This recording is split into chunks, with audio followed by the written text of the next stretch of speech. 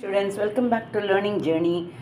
அதாவது கொடமிளகா கேப்சிகம் சொல்லுவோம் இல்லையா, அது வந்துட்டு பருப்பில் வந்து வெந்தயம் அப்பவே சொன்னேன் இல்லையா, கேப்சிகம் மஞ்சப்பொடி உப்பெல்லாம் போட்டு வேக வச்சுருக்கேன். அளவானது இதுக்கு உண்டானது தனியாக பத்தாதுக்கு நம்ம உப்பு சேர்த்திக்கலாம்.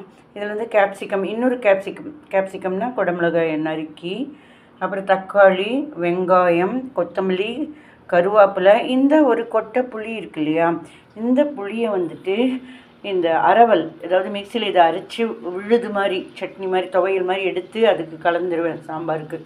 அதாவது அதில் என்னென்னா தேங்காய், தக்காளி, சாம்பார் பொடி, புளி, ஒரு சின்ன இலந்தப்பழ அளவுக்கு இதை அரைச்சி வந்த விழுதை இதை வதக்கினதில் இந்த பருப்பெல்லாம் போட்டு நல்லா கொதிச்சிட்ருக்கோம் இல்லையா, அப்போ இதை அரைச்சி வந்த விழுதை வந்துட்டு போடுவேன். இது வந்து ஸ்டெப் 2, ட்ரை பண்ணுங்கள்.